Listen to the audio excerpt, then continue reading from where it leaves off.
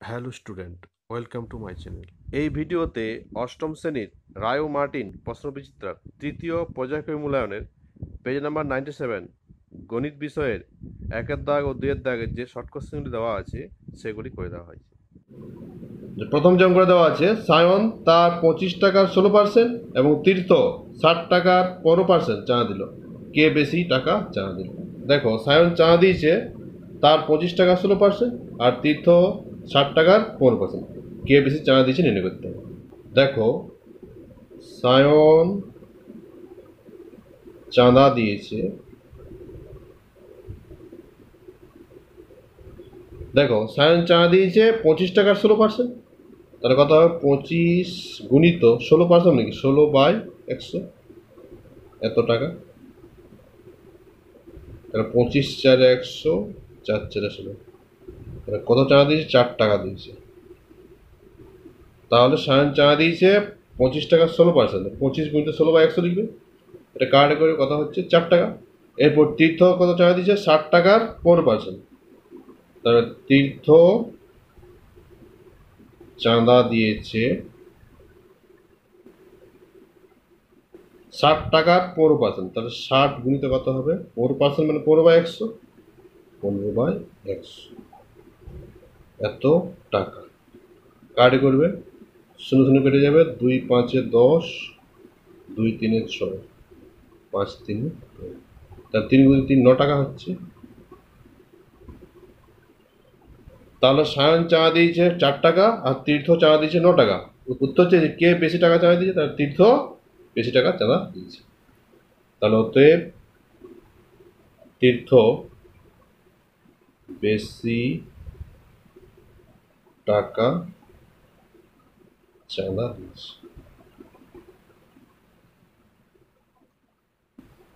এরপর 9x⁴ - 6x³ - 7x + 2 এই বীজগাণিতিক সংখ্যামালায় x = 1 বসিয়ে প্রদত্ত কোণটি পাবে? 2 4 12 -2। দেখো, 9x⁴ - 6x³ - 7x + 2 এই সংখ্যামালায় x = 1 বসিয়ে কোন উত্তরটা হবে নির্ণয় করতে হবে। তাহলে দেওয়া আছে সংখ্যামালা কত? 9x⁴ - 6x³ - 7x + 2 সংখ্যামালায় x = 1 বসিয়ে পায়। দেখো, x = 1 অর্থাৎ x এর জায়গায় 1 বসিয়ে দিবে। তাহলে কত হবে? x এর জায়গায় 1 বসিয়ে দিলে এটা 1 এর হোল টু দি 4 হবে। 9 ইন্টু কত? 1 টু দি পাওয়ার 4 - 6x³ আছে, তাহলে 1 এর কিউ হবে, -7 ইন্টু 1 হবে, x এর জায়গায় 1 লিখবে, প্লাস 1 টু দি পাওয়ার 4 মানে 1ই হবে। তাহলে 9 মাইনাস এটা 1 এর কিউ মানে কি হবে? 6 হবে। তাহলে এখানে -7 প্লাস, তাহলে যোগ করে দাও, 9 10 11, 11 মাইনাস 13, তাহলে কত? -2। তাহলে 9x⁴ - 6x³ - 7x + 2 সংখ্যামালা x = 1 বসিয়ে কত হচ্ছে? -2। তার উত্তর কোনটা হবে? Option D, -2। এরপর শূন্যস্থান পূরণ করো। যে বর্গক্ষেত্রের বাহুর দৈর্ঘ্য x+4 একক তার ক্ষেত্রফল ড্যাশ। দেখো, বর্গক্ষেত্রের বাহুর দৈর্ঘ্য দেওয়া আছে x+4, বর্গক্ষেত্রের ক্ষেত্রফল চেয়েছে। তো বর্গক্ষেত্রের ক্ষেত্রফলের সূত্র কি? বাহু স্কয়ার। তাহলে বাহুর দৈর্ঘ্য দেওয়া আছে x+4, তাহলে কি হবে? x+4 এর হোল স্কয়ার হবে। তাহলে a + b হোল স্কয়ার, তাহলে এটা সূত্র হয়ে যাবে x² + 2ab, 2 × x × 4 হবে, x × 4 plus 4 square, a + b whole square square plus 2ab plus b square. তাহলে কত হচ্ছে? x² plus 8x plus 16। তাহলে বর্গক্ষেত্রের বাহুর দৈর্ঘ্য x+4 একক, ক্ষেত্রফল কত হচ্ছে? বাহু স্কয়ার x+4 হোল স্কয়ার। এটা সূত্র করে দেবে, কত হচ্ছে? x² plus 8x plus 16। তাহলে x² প্লাস 8x প্লাস 16 এত কি? বর্গ একক। তাহলে যে বর্গক্ষেত্রের বাহুর দৈর্ঘ্য x+4 একক তার ক্ষেত্রফল কত হচ্ছে? x² প্লাস 8x প্লাস 16 বর্গ একক। এরপর যে সুষম বহুভুজের প্রতিটি বহিঃকোণ 60 ডিগ্রি তার বাহু সংখ্যা প্রদত্ত কোণটি? 5 6 7 8। দেখো, সুষম বহুভুজের প্রতিটি বহিঃকোণ দেওয়া আছে 60 ডিগ্রি, বাহু সংখ্যা কত হবে নির্ণয় করতে হবে। দেখো, আমরা জানি সুষম বহুভুজের বাহু সংখ্যা সমান কি সূত্র? 360 ডিগ্রি বাই প্রতিটি বহিঃকোণ।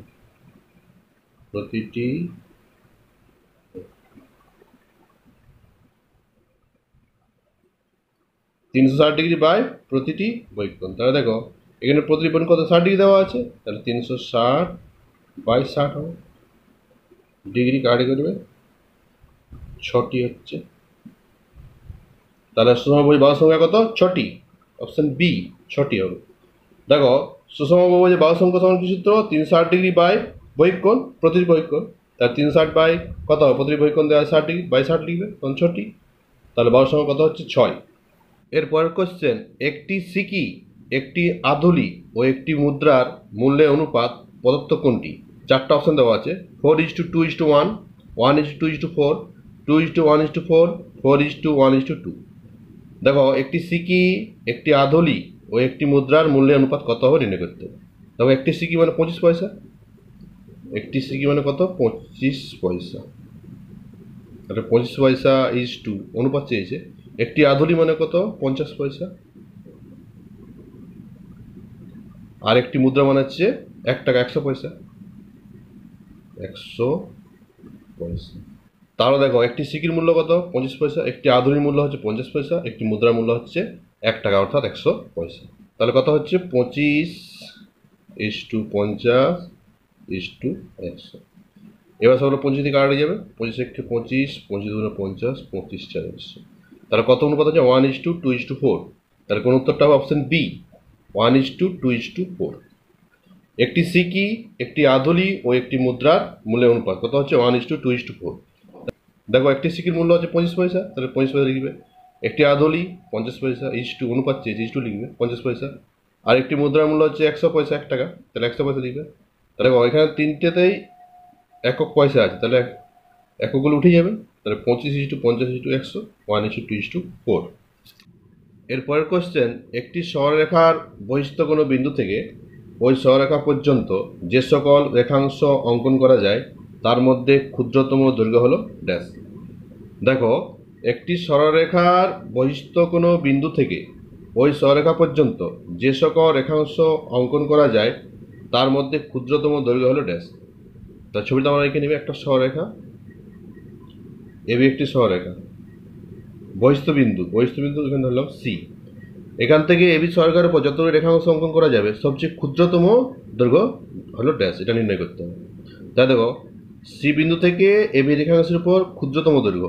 দেখো সি বিন্দু থেকে এবি রেখাংশের উপর যত সরলরেখা টানা যাবে, এটা একটা সরলরেখা হচ্ছে, এটা সরলরেখা, এখান থেকে যত সরলরেখা সবচেয়ে ক্ষুদ্রতম কোনটা হবে? ক্ষুদ্রতম হবে দেখো এই লম্ব দূরত্বটা, সোজাসুজি লম্ব দূরত্বটা, সিডিটা।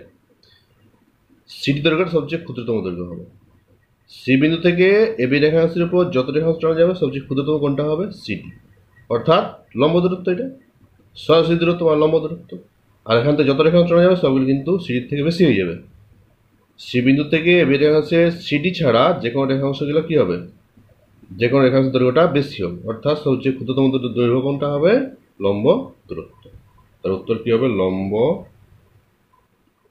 দূরত্ব। এরপরের কোশ্চেন, 3 সেমি, 5 সেমি ও 8 সেমি দীর্ঘ বাহু বিশিষ্ট ত্রিভুজ অঙ্কন কি সম্ভব? যুক্তি সহ লেখো। 3 সেন্টিমিটার, 5 সেন্টিমিটার, 8 সেন্টিমিটার দীর্ঘ বাহু বিশিষ্ট ত্রিভুজ অঙ্কন সম্ভব নয়, কারণ ত্রিভুজের ক্ষুদ্রতম বাহু দুটির যোগফল যদি বৃহত্তম বাহু থেকে বেশি হয় তবেই ত্রিভুজ আঁকা সম্ভব। দেখো ক্ষুদ্রতম বাহু দুটির দৈর্ঘ্যের সমষ্টি 3 + 5 8 হচ্ছে, বৃহত্তম থেকে বৃহত্তম দৈর্ঘ্য যদি বেশি হয় তবেই ত্রিভুজ আঁকা সম্ভব। এক্ষেত্রে কি সমান হয়ে যাচ্ছে? 3 + 5 = 8, বৃহত্তম দৈর্ঘ্যের সমান হচ্ছে, অর্থাৎ ত্রিভুজ আঁকা সম্ভব নয়। তা দেখো আমরা জানি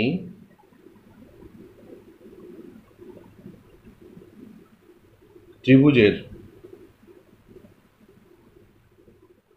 ক্ষুদ্রতম বাহু দুটির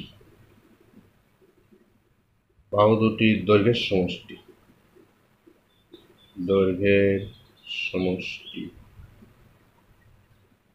বৃহত্তর বাহুর দৈর্ঘ্য অপেক্ষা বাহু দৈর্ঘ্য অপেক্ষা বেশি হলে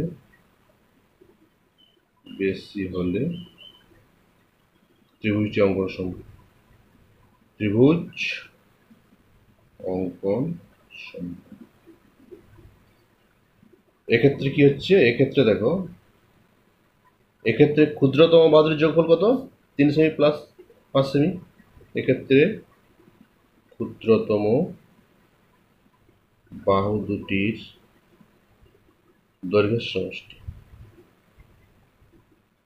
দৈর্ঘ্যের সমষ্টি কত হচ্ছে? 3 প্লাস 5 সেমি সমান 8 সেমি। আর বৃহত্তম বাহুর কত আছে? 8 সেমি দেওয়া আছে, এবং বৃহত্তম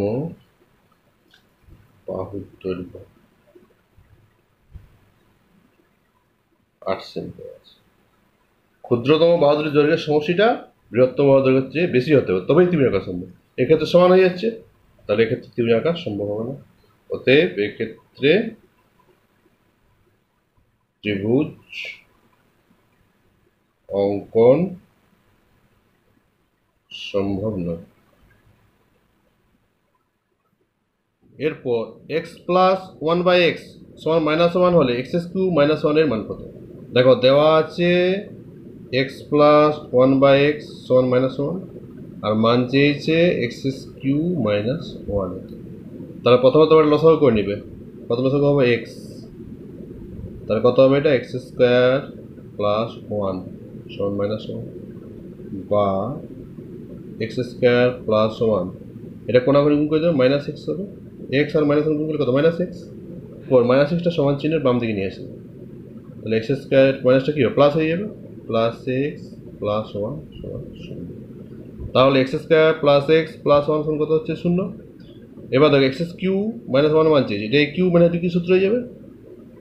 a³ - b সূত্র।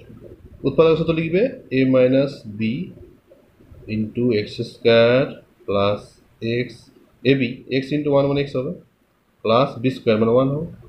1² কত? 1। তাহলে কত হচ্ছে? x - 1। এরপর তোমরা x² প্লাস x প্লাস 1 এর মানটা বসাবে। এর মানটা কত বেরিয়েছে? 0। তাহলে এখানে 0 লিখে দেবে। তাহলে সমান কত হচ্ছে? 0। দেখো এখানে যেহেতু x² প্লাস x প্লাস 1 সমান 0 হয়েছে, সেই তোমরা একটা উৎপাদক সূত্র লিখবে। x² প্লাস x প্লাস 1টা এখানে চলে আসছে, এর মানটা এখানে বসিয়ে দিবে, তাহলে অঙ্কটা হয়ে যাচ্ছে। দেখো x প্লাস 1/x সমান -1। এরপর তোমরা লসাগু করবে, x লসাগু। তাহলে কত হবে? এখানে x² হবে, x² প্লাস 1 সমান -1। তাহলে x² প্লাস 1 সমান কত হচ্ছে? কোনাকুনি গুণ করে -x, x² plus x plus 1 সমান 0। দেখো x³ -1 এর মান চেয়েছে, তাহলে a³ - b³ করবে। কি সূত্র? a - b d² plus ab plus b²। তো এখানে a হচ্ছে x আর b হচ্ছে 1, তাহলে কত? x - 1 হবে ইন্টু b² মানে x² হবে, প্লাস ab x ইন্টু 1 মানে x হবে, প্লাস 1² মানে 1 হবে। এবার দেখো x² প্লাস x প্লাস 1 সমান কত? 0। এখানে মানটা বসিয়ে দিবে, তাহলে কত? উত্তর হচ্ছে 0। এরপরের কোশ্চেন, দুটি সংখ্যার যোগফল 10 এবং অন্তর 4 হলে সংখ্যা দুটি লেখো। দেখো দুটি সংখ্যার যোগফল দেয় 10, অন্তর 4 হলে সংখ্যা দুটি লেখো। তাহলে তোমরা প্রথম ধরে নেবে, ধরি একটি সংখ্যা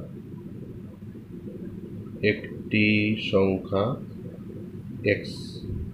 দেখো সংখ্যা দুটির যোগফল দেয় 10, তাহলে অতএব অপর সংখ্যা কত হবে?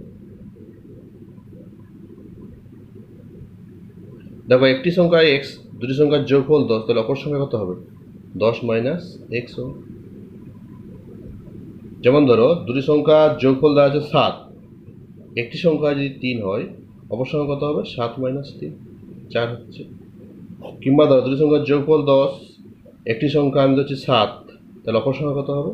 10 - 7। সেরকমভাবে দেখো দুটি সংখ্যার যোগফল দেওয়া 10, একটি সংখ্যা x, তাহলে অপর সংখ্যা কত হবে? 10 - x। তো এবার অন্তর দেওয়া সংখ্যা দুটির অন্তর কত? 4। অন্তর মানে বিয়োগফল, বৃহত্তম সংখ্যা মাইনাস ক্ষুদ্রতম সংখ্যা সমান কত? 4। তাহলে প্রশ্ন অনুসারে ধরো এটা বৃহত্তম সংখ্যা x, তাহলে বৃহত্তম সংখ্যা মাইনাস ক্ষুদ্রতম সংখ্যা 10 - x সমান কত দেওয়া আছে? 4। এবার তোমরা এটা সমাধান করবে, তাহলে অঙ্কটা উত্তর হয়ে যাবে। বা এক্স -10, এটা মাইনাস মাইনাসে কী হবে, এটা প্লাস এক্স সমান 4। তাহলে দেখো এক্স প্লাস এক্স 2x, -10টা সমান চিহ্ন ডান দিকে যাবে, তার +10 হয়ে যাবে, 4 + 10।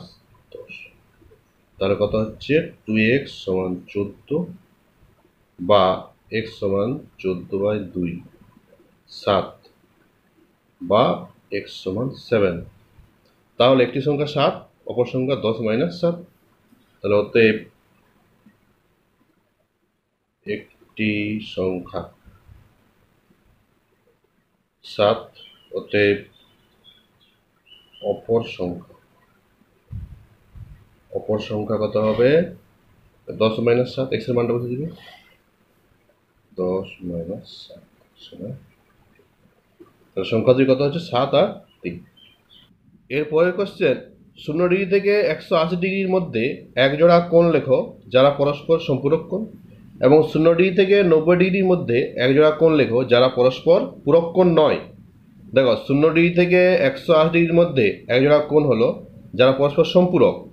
দেখো সম্পূরক কোণ কাকে বলে, যে দুটি কোণের সমষ্টি যদি 180 ডিগ্রি হয় তাহলে একটি কোণ অপরটি সম্পূরক।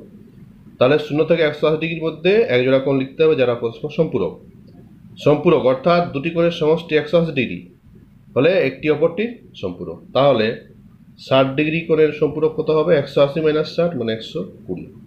দেখো দুটি কোণের সমষ্টি 180 ডিগ্রি।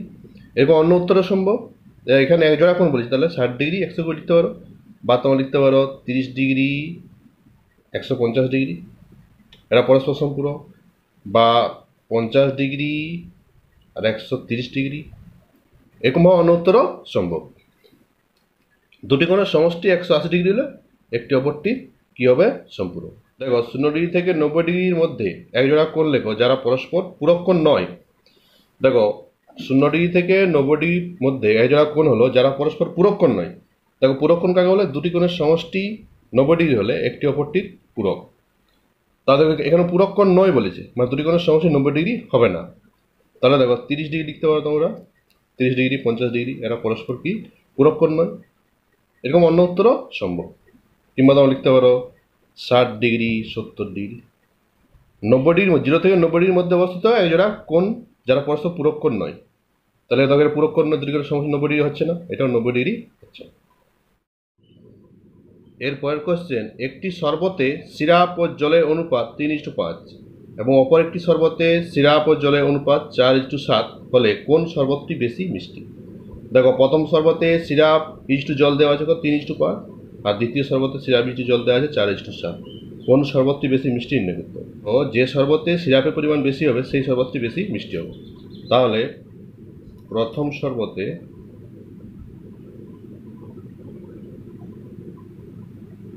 সিরাপ বাই জল কত দেওয়া আছে, সিরাপ ইস্টু জল দেওয়া আছে কত 3:5, তো সিরাপ বাই জল এবার লিখতে পারি আমরা সমান কত 3/5। আর দ্বিতীয় শরবতে দেখো, দ্বিতীয় শরবতে সিরাপ বাই জল কত দেওয়া আছে 4/7, 4/7। উত্তর চেয়েছে কোন শরবতটি বেশি মিষ্টি, অর্থাৎ যে শরবতে সিরাপের পরিমাণটা বেশি হবে সেটাই হচ্ছে বেশি মিষ্টি হবে। দেখো প্রথম প্রকার শরবতে 5 ভাগ জলে 3 ভাগ সিরাপ আছে, আর দ্বিতীয় প্রকার শরবতে 7 ভাগ জলে 4 ভাগ সিরাপ আছে। তা এক্ষেত্রে তোমরা কী করবে, জলের পরিমাণটা সমান করবে। এখানে জল আছে 5, এখানে জল আছে কত 7, এই 5 আর 7 লসাগু করবে। 5 আর 7 লসাগু কত 35। তো 5কে কত দিয়ে গুণ করলে 35 হয়, 7 দিয়ে, সেহেতু 7 দিয়ে গুণ করবে। যেহেতু হরটা 7 দিয়ে গুণ, লবটাও 7 দিয়ে গুণ হবে। লসাগু 35 হয়েছিল, 7কে কত দিয়ে গুণ করলে 35 হয় 5 দিয়ে, তাহলে 5 দিয়ে গুণ করবে। যেহেতু হরটা 5 দিয়ে গুণ করেছে তাহলে সেহেতু লবটাও এখানে 5 দিয়ে গুণ। তাহলে কত হচ্ছে 21/35, এটা হচ্ছে 20/35। তাহলে দেখো 35 ভাগ জলে 20 ভাগ সিরাপ আছে, আর এখানে 35 ভাগ জলে 21 ভাগ সিরাপ, অর্থাৎ প্রথম শরবতে বেশি সিরাপ আছে, তাহলে প্রথম শরবতে বেশি মিষ্টি হবে। অতএব তাহলে দেখো প্রথম শরবতে সিরাপ পরিমাণটা বেশি, অতএব 21/35 গ্রেটার দেন 20/35, অর্থাৎ প্রথম শরবতটি বেশি মিষ্টি।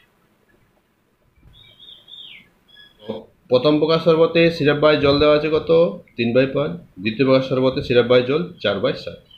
উত্তর চেয়েছে কোন শরবতে বেশি মিষ্টি, অর্থাৎ কোন শরবতে সিরাপের পরিমাণটা বেশি আছে নির্ণয় করতে হবে। তাহলে তোমরা জলের পরিমাণটা সমান করবে। এখানে জল আছে কত 5, এখানে জল আছে 7, এই 5 আর 7 লসগু করবে, 5 আর 7 লসগু কত 35, তাহলে এটাকে 35 করতে হবে। 5কে কত গুণ করলে 35, 7 দিয়ে, তো 7 দিয়ে গুণ করে, যেহেতু হরটা 7 দিয়ে গুণ লবকেও 7 দিয়ে গুণ করতে হবে, সেই জন্য 7 দিয়ে গুণ করা আছে।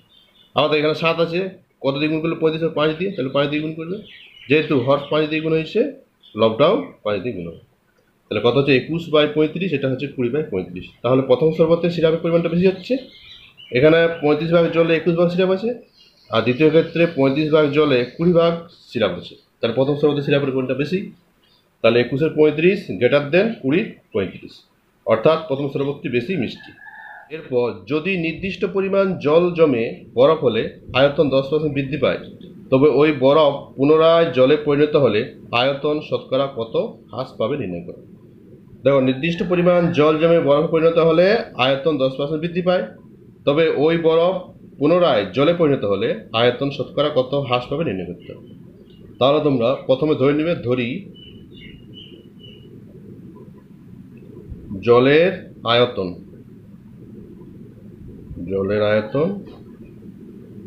100 ঘন একক। দেখো, জলের আয়তন কত ধরলাম 100 ঘন একক। জল জমে বরফ পরিণত হলে আয়তন 10% বৃদ্ধি পায়, তাহলে বরফ আয়তন কত হবে, তাহলে অতএব বরফের আয়তন, দেখো জল জমে বরফে পরিণত হলে আয়তন 10% বৃদ্ধি পায়, তাহলে জলের আয়তন ছিল 100 ঘন একক, তাহলে বরফ আয়তন কত হবে 100 প্লাস 10, 110 ঘন একক। এবার দেখো, বরফ পুনরায় জলে পরিণত হলে, তাহলে 100 ঘন একক বরফ পুনরায় যদি জলে পরিণত হয় তাহলে আয়তন কত কমবে 110 মাইনাস 100। দেখো, 110 ঘন একক বরফ পুনরায় যদি জলে পরিণত হয় তাহলে আয়তন কত কমবে 110 মাইনাস 100 সমান হচ্ছে 10 ঘন একক। তাহলে অতএব বরফ গলে জলে পরিণত হলে আয়তন কত কমবে, আয়তন কমবে। দেখো, বরফ আয়তন ছিল 110 ঘন একক, আর আয়তন জলের আয়তন কত হয় 100 হয়ে যায়, তাহলে কত কমছে আয়তন 110 মাইনাস 100, 110 মাইনাস 100 ঘন একক সমান কত 10 ঘন একক। তাহলে বরফ গলে জলে পরিণত হলে 110 ঘন এককের আয়তন কত কমছে 10 ঘন একক। তা দেখো, বরফ গলে জলে